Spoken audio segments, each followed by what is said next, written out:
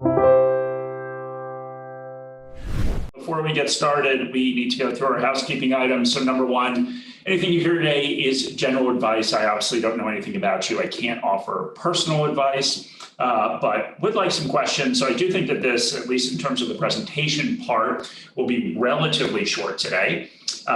So if you have any questions on anything, please feel free to send those through. So today we're going to talk about the pitfalls of income investing. So we've spent 3 weeks now over the course of March talking about all the benefits of income investing. And now we just want to go through the pitfalls. So the one thing that I would say is that all of these are just things you can take into account. So obviously as investors, no matter what strategy we do want to follow, we obviously want to make sure we understand the pitfalls, just because that gives us a little better sense of where we could go wrong in pursuing that strategy. So an income investing strategy is something that I personally do, some of my accounts.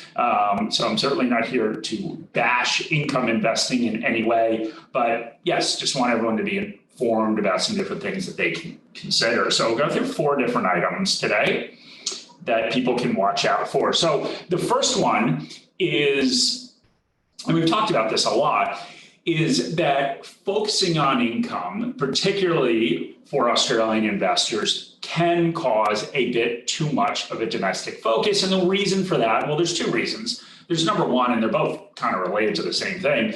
Number one, that Australian shares do pay higher dividend yields in the aggregate than what you would get in pretty much every foreign market. And the reason for this, and kind of the second reason why people gravitate to investing domestically in Aussie shares if they're pursuing an income strategy, is of course franking credits. So franking credits are a big positive, obviously, from investing in Aussie shares.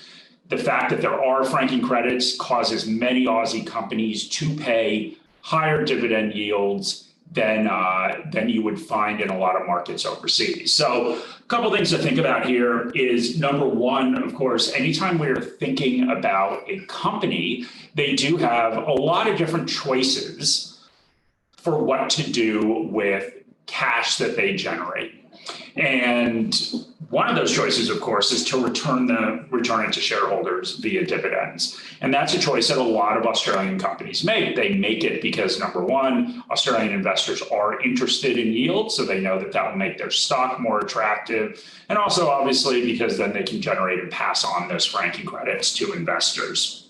So what are the implications of that? Well, if you're going to pay out a lot of your earnings in dividends, that leaves less money to do other things with. So obviously one of those key things is reinvesting in the business and really investing in growth. And generally what we see from kind of an academic theory perspective is that companies will, over time, as they get larger, as the growth prospects that they have diminish, they will, of course, get more of the income and dedicate it to returning to shareholders, because there's less profitable ways to invest in the company. But that can be distorted a little bit in Australia, and it can be distorted because, of course, of the fact that investors love dividends, the fact that because of franking credits, they're very attractive here. So what I did is I looked at 3 different ETFs, and that, of course, and that can have implications on growth, and it can have implications on long-term returns that shareholders receive. So I looked at 3 different ETFs here. So VAS, this one far to the left, so that is the Vanguard ETF. These are all Vanguard ETFs. That's an ETF that, of course, is tracking the ASX 300, so the 300 biggest companies in Australia.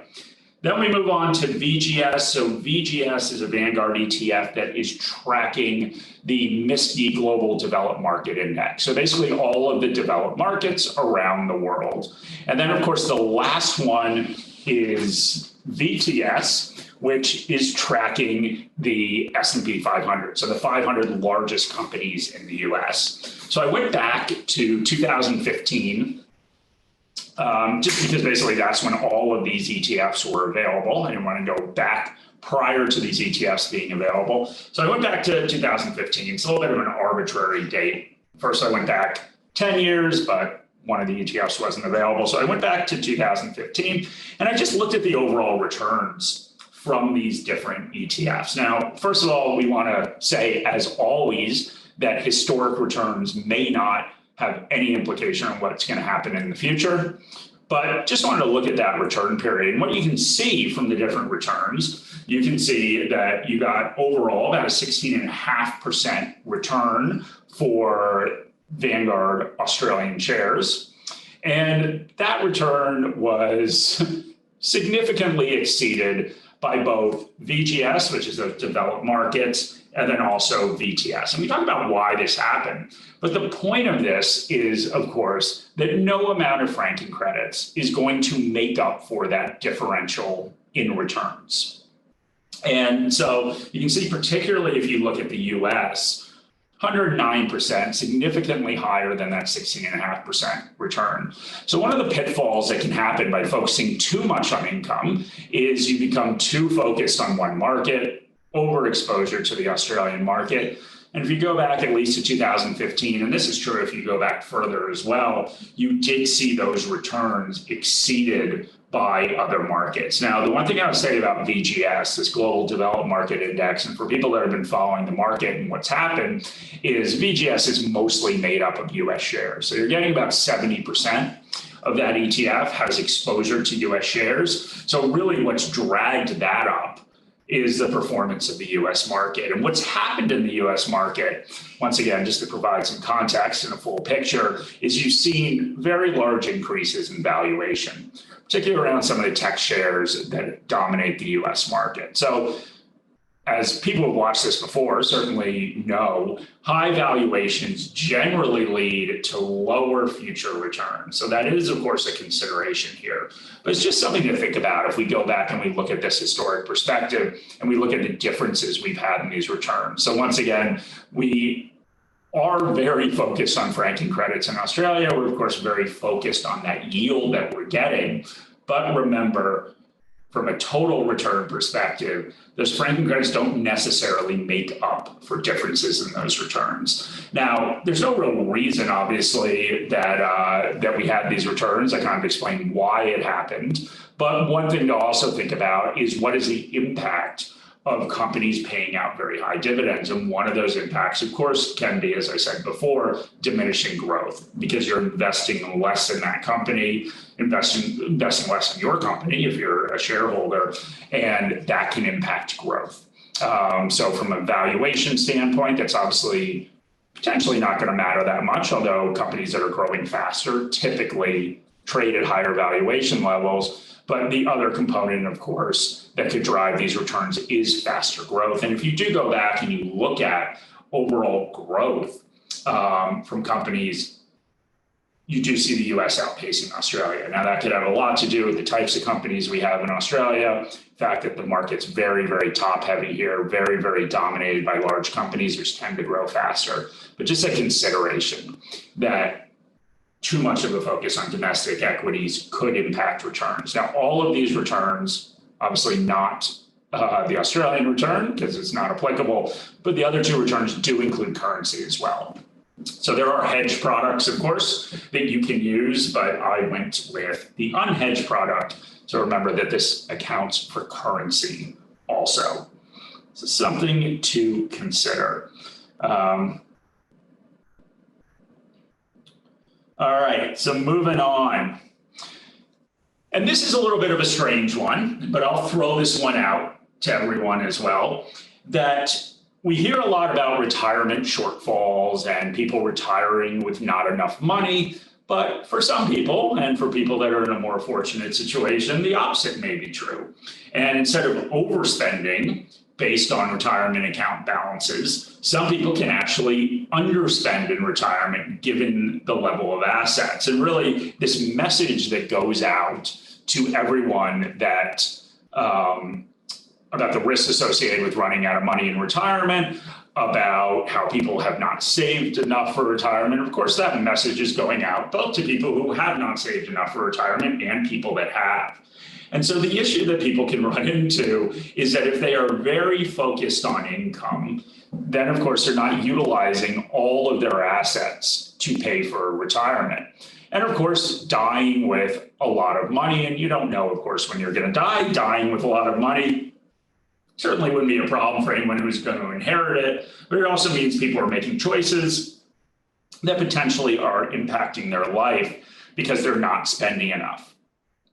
And we've talked a lot during this series. We talked about one of the allures of investing for income is that when you are faced with these twin risks, the sequencing risk and of course longevity risk, so sequencing risk, meaning returns are bouncing around right after you retire, basically going down, and then longevity risk that you don't know when you are going to pass away. So you're worried that you are going to run out of money if you happen to live a very long time. Those are real risks. And one reason that people like investing for income is because the thought is, of course, that if I'm not selling off my assets in my portfolio, if I'm just living off of the income that they generate, then of course I'm not at risk of running out of money. And at some point in the future, I could make the decisions to start selling off assets. The problem with that is, of course, is that if you are living off of that income, you've got this issue where what is generating your income is actually the assets in your portfolio. And so, of course, to sell any of them off will make you, especially if you're committed to that income strategy, will make you worry that, of course, you are lowering your income. So if you're relying on dividend shares, you of course, if you sell off your assets, you're making less dividend income or interest income if you're invested in bonds. So it's just something to think about that while this does not impact most people, there are people, of course, that are impacted by not spending their money fast enough. And that, of course, can impact your quality of life, especially as we see during retirement, there's typically phases of spending.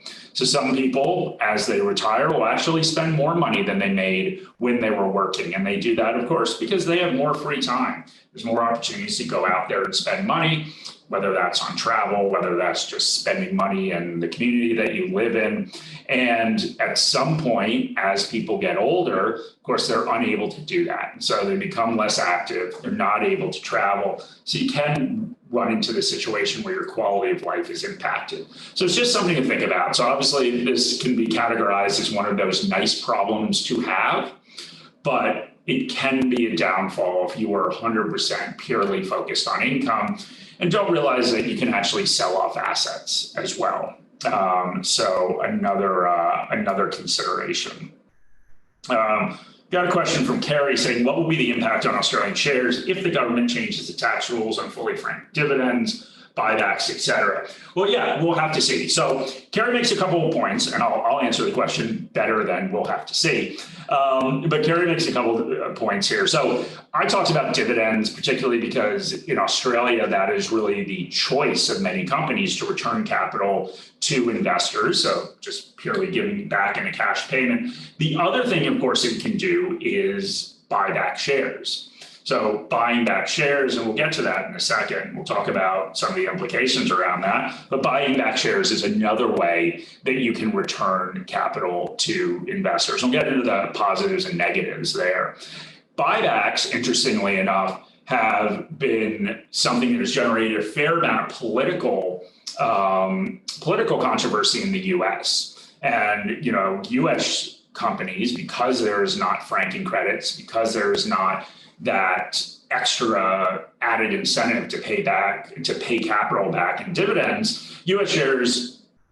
companies generally will use buybacks. And there's been this political blowback around, well, why aren't they investing in their company and workers and growing their company and helping the economy? Why are they just giving this money back in buybacks? And you started to see some legislation written around typically areas where the government, particularly around semiconductors, which has been the big one, where the government is trying to support industries in the US, where they've actually written into that legislation that anyone who accepts grants from the government has to curtail share buybacks. So the whole point of this is, as Carrie pointed out, that these are, of course, government policies, and government policies can change. Now, obviously, a couple of elections ago, we saw a lot of the controversy around franking credits. And, I think, Carrie, overall, I guess my assessment would be, depending upon how they did it.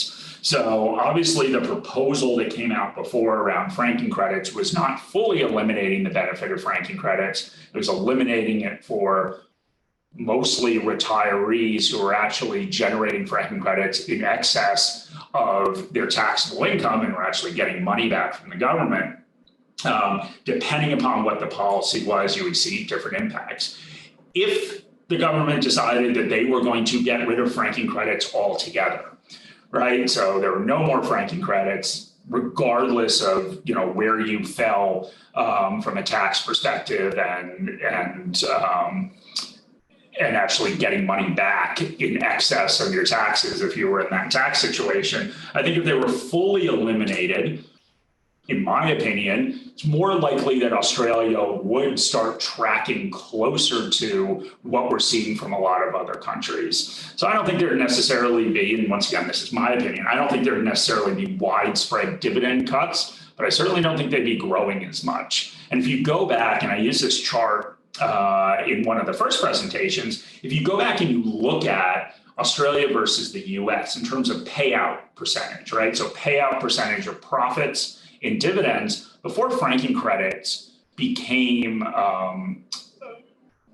part of the law, Australia and the US were tracking pretty similar in terms of the percentages paid back. And then what we've seen since the law change is we've seen this huge spike in payout rates in Australia. So Australian companies pay out a significant amount more in dividends than a company in the US would, just from that payout rate perspective. So I think it stands to reason that if franking credits were completely taken away, that you would eventually see that payout ratio probably track a little closer to what we're seeing in the US, so certainly coming down. So that's obviously a prediction. I think there's no real movement to get rid of franking credits in the way that I just described. But yeah, that would be my expectation, is you would see sort of a return to Australian companies making similar decisions that are made overseas, where they're balancing between reinvesting in the company, returning capital through buybacks, which can be more tax efficient, and dividends. So that's my expectation, Carrie. If anyone else has a different opinion, would love to see it. Obviously, we're talking very much in hypotheticals right now about franking credits. I'm actually going to skip to the next one because we're already talking about this. Then I'll go back. So there are tax consequences to income investing, and they really fall in two different buckets. So the first bucket is around, of course, taxable events and the timing of those taxable events. Now, for most people, obviously this is very specific to your own tax situation. For most people, getting dividends is a taxable event. As in, even if you're getting fully franked income, you are still ultimately paying taxes on it based on the tax bracket that you're in. And one thing, of course, as investors that we need to be mindful of is that this is a taxable event, and the taxable event is occurring at the choosing of a company in terms of a timing perspective, rather than if you're investing in individual shares with capital gains, rather than your own choosing. So the benefit of capital gains is that you get to choose when to sell things. So you can sell things at a tax advantageous time for you, where you don't get that when you're investing and getting income back from dividends. So that's one consideration. It's certainly a consideration that is much more applicable in countries outside of Australia, because you're not getting that bonus of a franking credit. The other tax implication is, and they're related, is that if we talk about efficiency of tax, from a company perspective, when they're thinking about how to return capital, there's a lot of arguments that buybacks are more efficient, because buybacks, of course, are a choice. As an investor, the company is plowing a bunch of money out and buying back shares. You can choose to sell your shares when that's happening, or you can choose to not take part in that buyback. And you should still benefit, in most of the cases, from that buyback, because, of course, the overall share count is being reduced. As a shareholder, it means that you your portion of earnings, your portion of everything else that a company is doing becomes higher because there's less shareholders. And this is really the argument that you see a lot in the US, where you don't get franking credits, that this buybacks are more efficient ways of returning capital. And so this is kind of what we're talking about, where companies may make different choices or potentially would make different choices if franking credits went away. So it's something to think about. Once again, this isn't as big of an implication in Australia as it would be in another country. But if you think about the example that if I am a younger shareholder and I have a long time to go until retirement, that income that's getting paid back, if I don't need it and I'm not spending it, it's just accruing in my account, it can create some, obviously the tax liability, but also some cash flow issues for me, because I really have two choices then. So if a company pays back a dividend or pays a dividend and I owe a tax liability on that, I've got two choices. I can either take money out of my portfolio to pay off those taxes that I owe, or I have to find that cash flow somewhere else. All right, so I have to be able to pay my taxes from somewhere else. And so the two things, number one, obviously, if you choose to pay them from somewhere else, just with your salary that you're earning, when you file your taxes, if you're choosing to do that, well, of course, that could create some cash flow problems for you in day-to-day savings and investing and day-to-day spending on your life. The other option, of course, is to take it out of your portfolio, but that has an implication as well, because obviously there's less money in your portfolio, and that compounding effect that you would be getting is reduced. Whereas if it was a buyback and you did not have those cash flows over time, you can choose later to sell assets off in order to fund your life.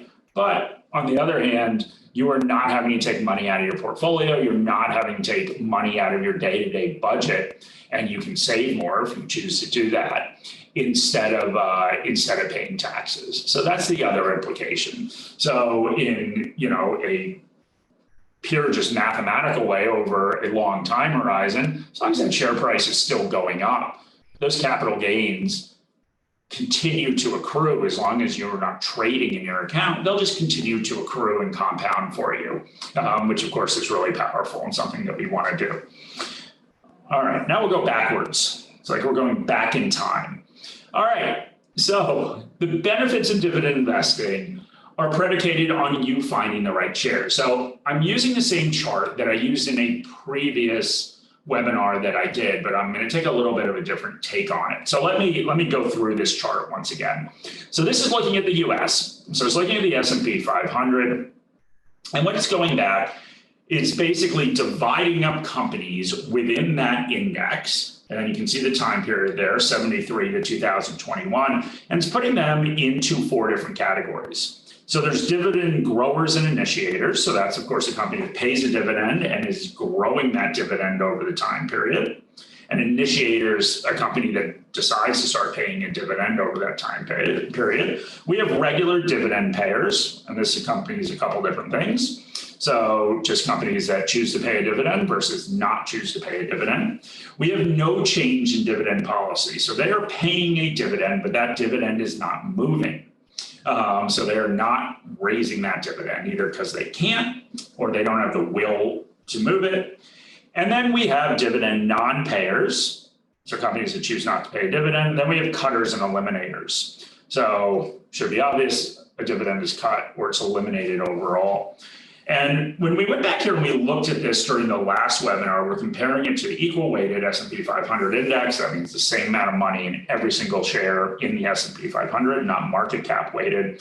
So we go back there, and the point I was making before is, number one, dividend payers earned a higher return, which is a really good thing. Dividend growers and initiators earned an even higher return.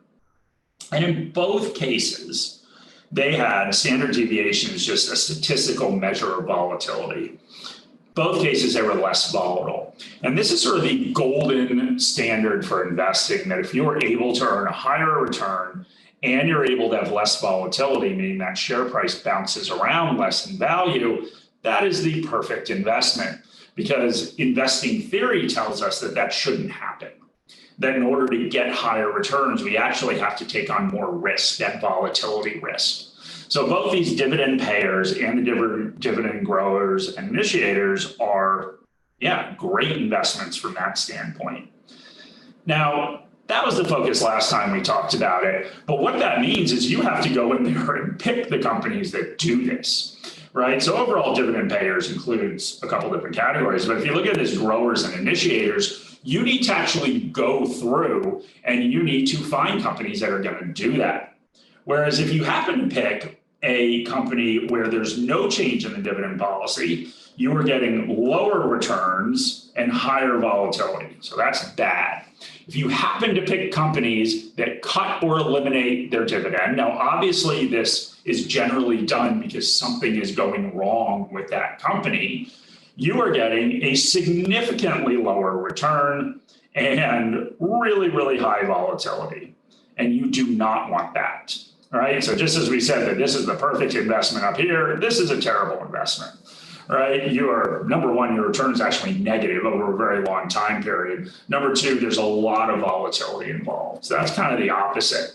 So what this means is that in order for you to profit from this strategy, and obviously these are historic returns, but in order for you to profit from the strategy, you need to pick the right companies. And the challenge that a lot of people run into is, number one, it is not the easiest thing in the world to go out there and pick the right companies, right? If everyone could do that, whether that's a dividend payer or not a dividend payer, if everyone could go out and do that, well, I guess that'd be great, but we know that people can't. We know that active managers can't do that. So for the most part, an active manager, even these highly paid professionals who spend all day doing this, we know that they struggle to beat the index.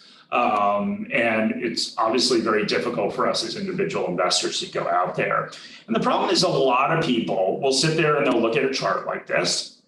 They'll listen to what I said last time. They'll say, okay, well, dividends are good, right? So even just regular companies that pay dividends, that's good, right? They're exceeding the index return, lower volatility. I'll just focus on dividends. And the approach that a lot of people take is they kind of reflexively just look at yield, dividend yield.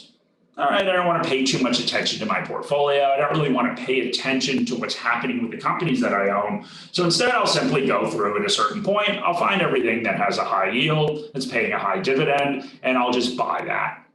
Well, you just need to be careful because that sort of approach and kind of the simplistic nature of that approach can lead you to picking a lot of these companies, right? And obviously, if we're looking at a portfolio mix, maybe some things that you invest in are going to grow. Not every investment you make is going to be perfect, obviously, but maybe some things are going to grow and some things are actually going to cut. And depending upon the percentage you have in each, it could obviously very much impact your returns. So just another thing to think about. And I think anytime we're going out there and we're buying individual shares, we need to think very carefully about what our edge is or what our advantage is, what enables us to go out there and pick these growers and initiators and not the cutters and eliminators. And if you can't actually answer that question, how you are going to find those shares, then that could be a problem. And then conversely, if we go and we look at either an active manager that's trying to pursue a dividend strategy, what about that active manager do you think is going to allow them to pick these companies and not pick these ones, not pick these cutters and eliminators? And of course, if you are going after a more passive product, so generally we call these more factor related products, so an ETF and some of the things we've gone through in the past webinars, something that is going out there and putting a dividend tilt to their selection process is how do we know that they're going to pick these growers and initiators and not the cutters and eliminators? So it is something to think about there and something to think about when we're looking at overall returns. And even companies that you find that are not cutting their dividend, they're just failing to grow their dividend, not a great spot to be either, all right? Higher volatility, lower return, not the extent of the lower return we've had before. So I'm seeing lots of things come through on the chat, which is unsurprising since we mentioned franking credits, which I know people like to talk about. So let's see what we have in here. So Phil says, I'm less worried about losing franking credits and more worried about the hidden valuations of unlisted assets in my super. Yeah, I'm a little concerned about that as well, Phil. So yeah, Phil's referring to the fact, and it's sorry, the camera keeps moving. It's on some sort of auto focus and I keep moving, so I guess it's my fault. Yeah, Phil's referring to there that there's been a lot in the press right now, including some stuff we've written at Morningstar, looking at unlisted assets and the valuations that super funds are carrying them on. Basically that they're not really reflecting what's happened in the market, particularly around the interest rate environment we're in. So yeah, it's almost every day in the AFR that is being written about. So if anyone wants more information on that, I can send an article that I wrote, if anyone's interested in that, talking about that concern. So John says, okay, so John's talking about how he's retired, self-managed super fund. Recently I've experienced illness. I'm sorry to hear that, John, which has impeded my ability to manage this portfolio. What you can suggest for temporary management or restructuring of the fund.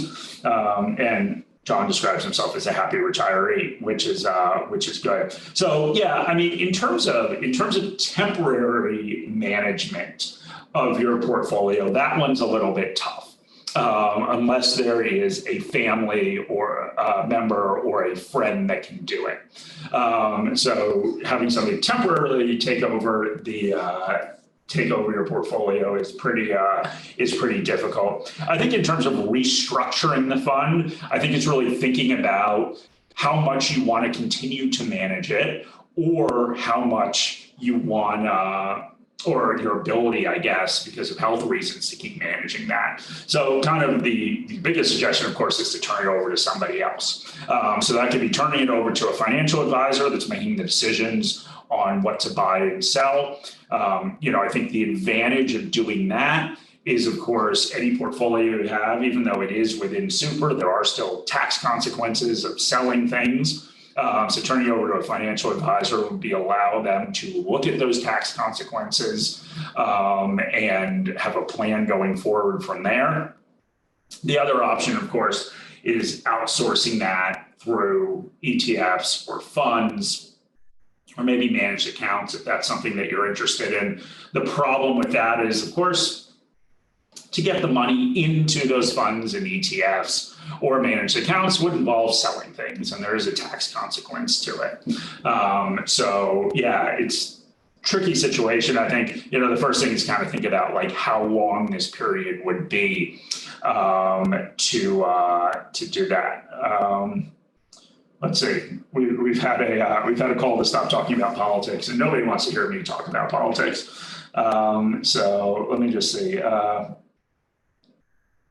Yep. So we're talking a little bit about this $3 million super cap. It seems like we've got a loony socialist proposal. Mabel wants the article. If you just shoot me an email, Mabel, I will send you the problem.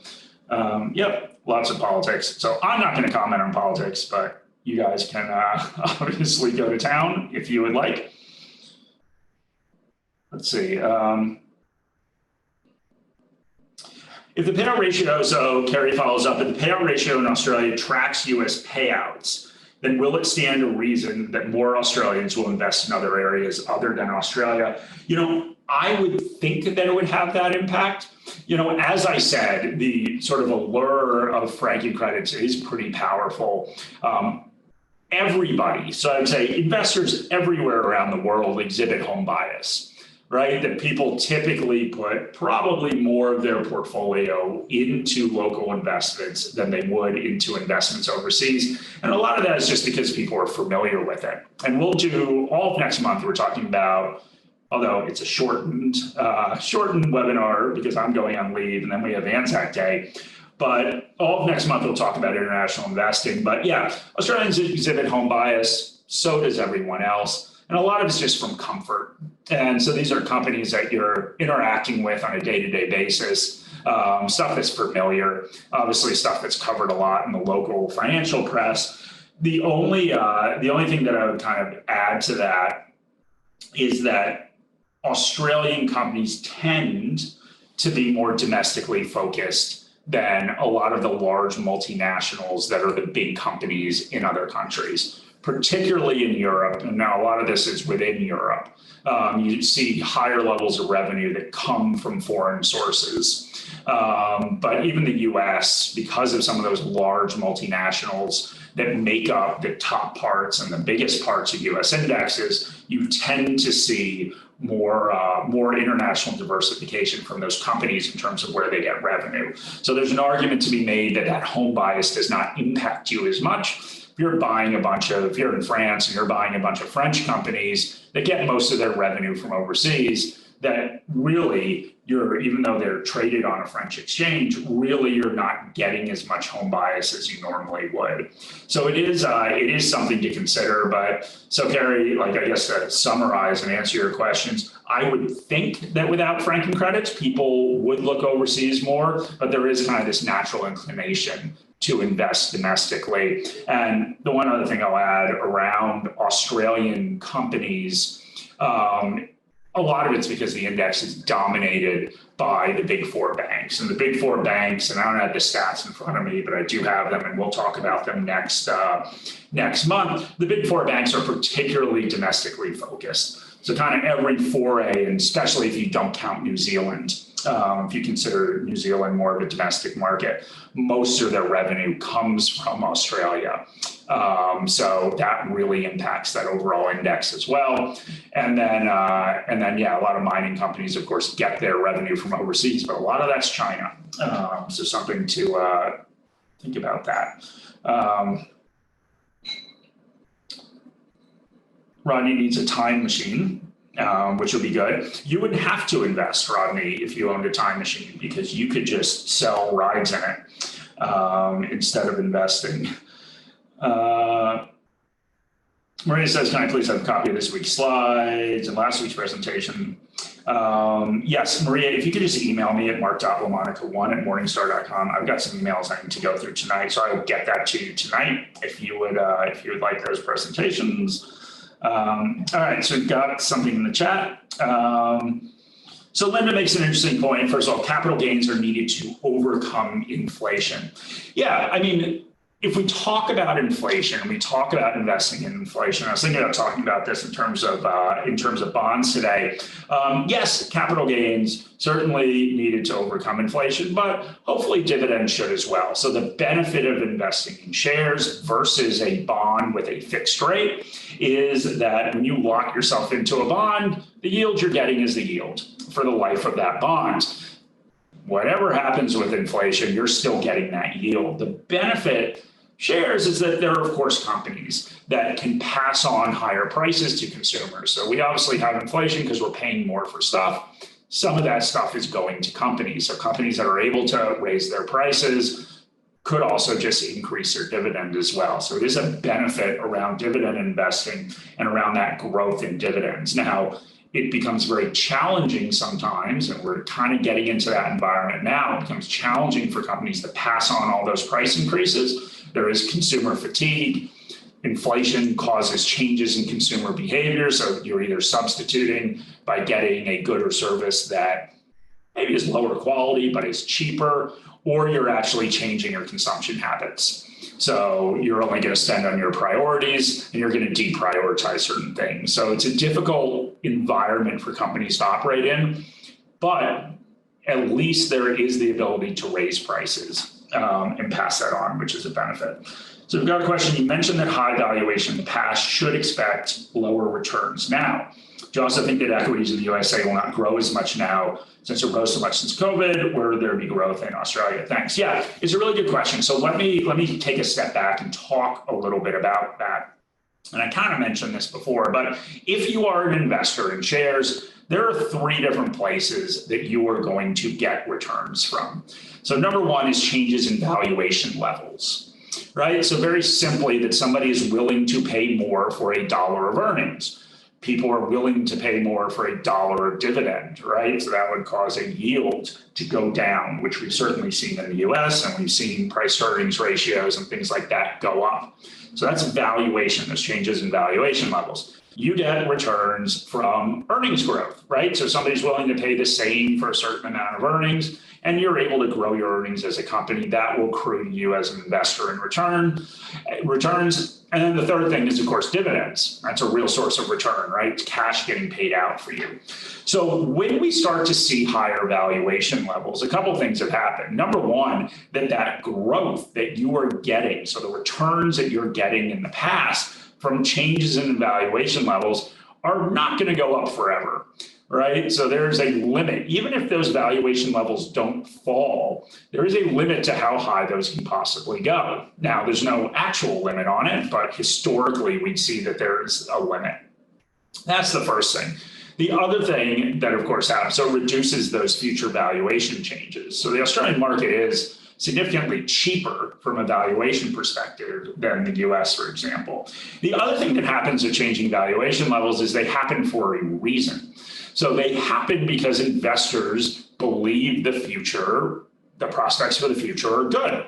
Now that can be something that comes true, that can be something that doesn't come true, but what you're going to see is, of course, with those higher expectations, just like expectations on anything, higher expectations are harder to meet. So you could run into that problem where investors view the future as too rosy, and it's actually impossible for companies to meet those expectations. And even if they do okay, you still see those valuation levels come down. The one other thing I would say about the US is that there was a boost to those valuation levels through the Trump corporate tax cuts. Now, obviously, you don't want to talk about politics or anything related to that, but the question is that boost going to happen again? Now, anything could happen, but obviously you need to be in a political climate, number one, where people are willing to cut taxes on companies, which can be very controversial, right? In terms of picking companies to actually cut taxes on instead of individuals. So that's one problem. The other problem is, of course, you need to be in a fiscal environment as a country where you are willing to keep cutting taxes, particularly on companies. And once again, this is an opinion. The US doesn't really seem to be in the position to do that. So certainly the political parties that are in power right now in the US, the fiscal situation in the US, I don't think you're going to see that boost again.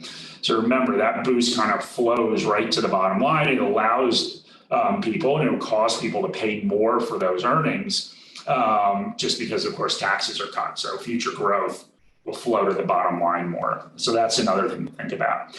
In terms of where opportunities are, if you do go and look at our long-term expected returns, so our investment management group, I'm actually at their end of the room today because I got kicked out of my regular room.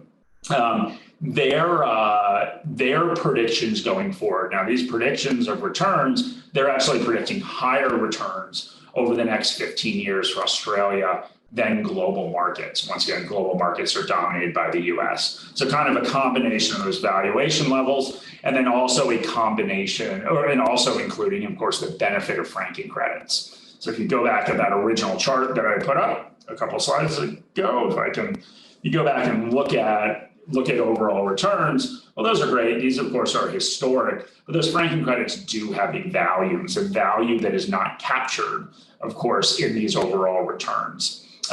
So yeah, at least our investment management group is looking at Australia in the future, saying that they believe those returns will be higher than global markets.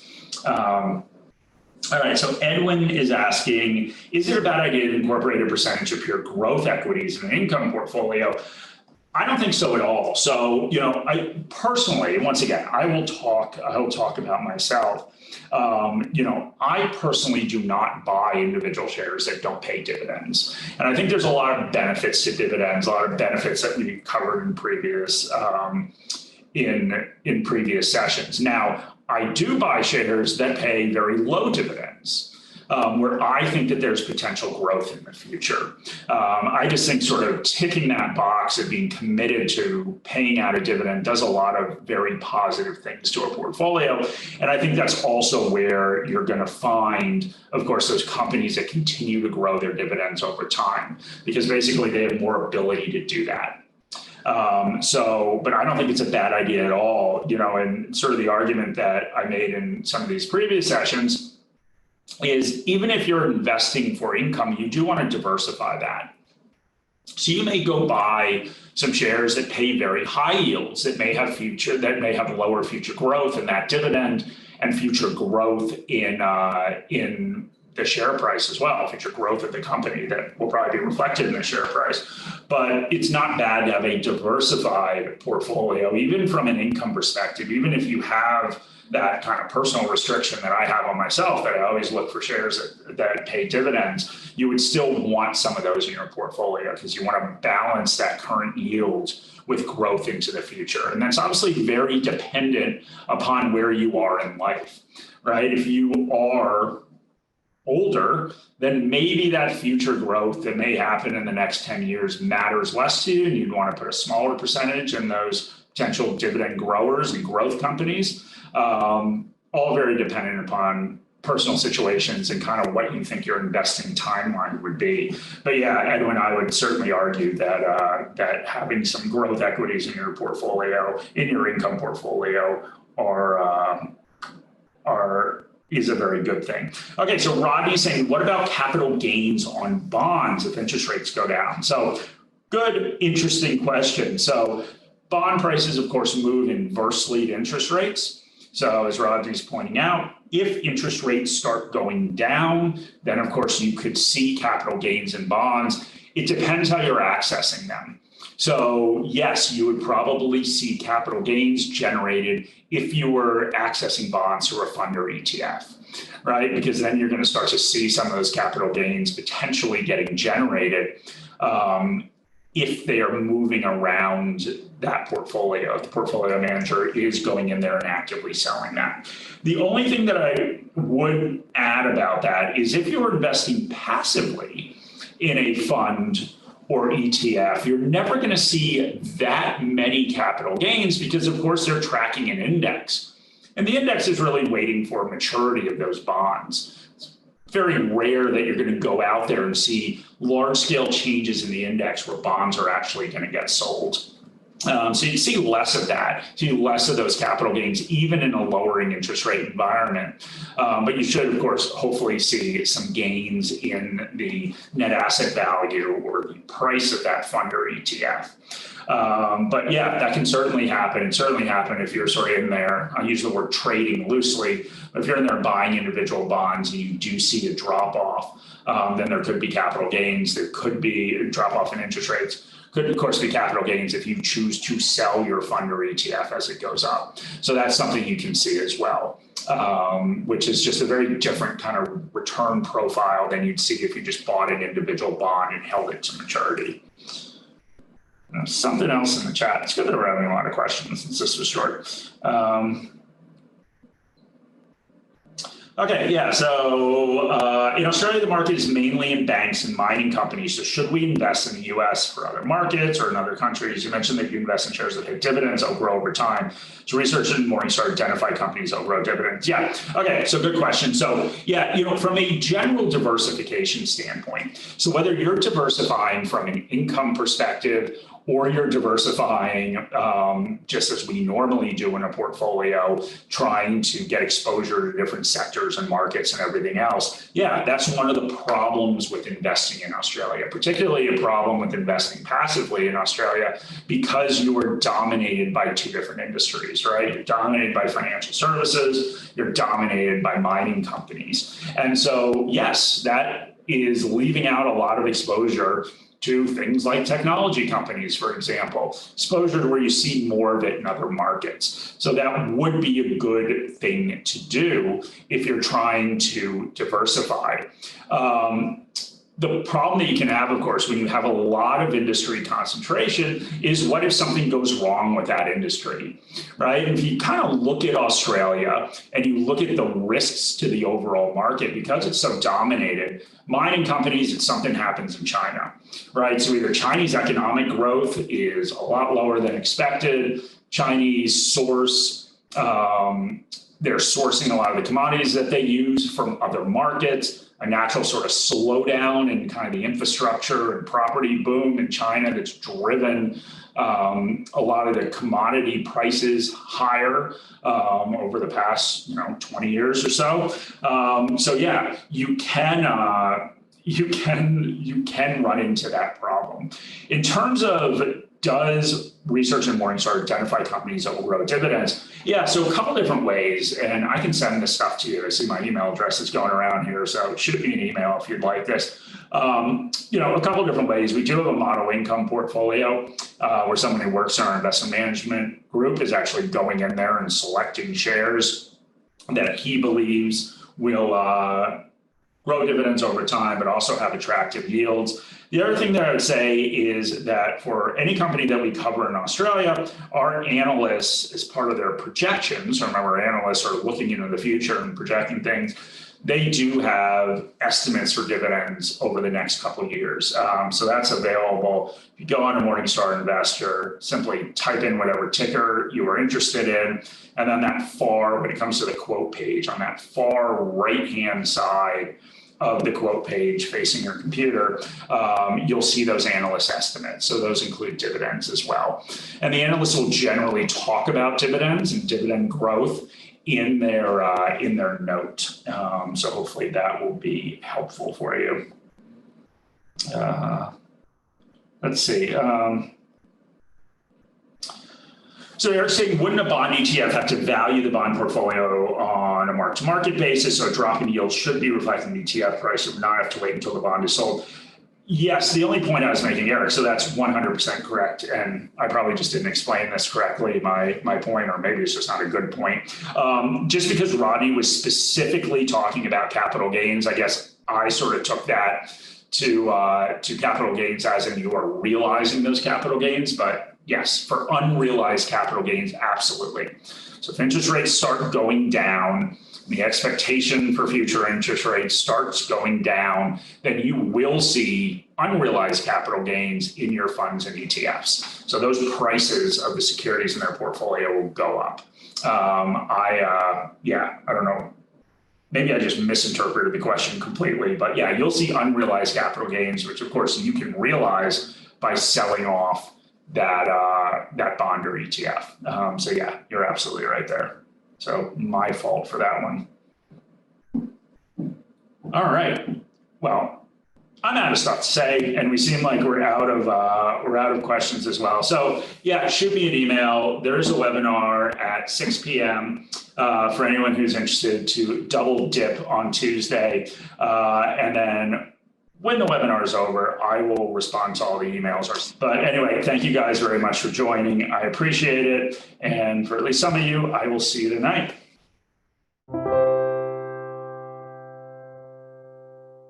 This video has been prepared for clients of Morningstar Australasia Proprietary Limited and/or New Zealand wholesale clients of Morningstar Research Limited. Any general advice has been provided without reference to your financial objectives, situation, or needs. You should consider the advice in light of these matters and any relevant product disclosure statement before making any decision to invest. To obtain advice for your own situation, contact a financial advisor.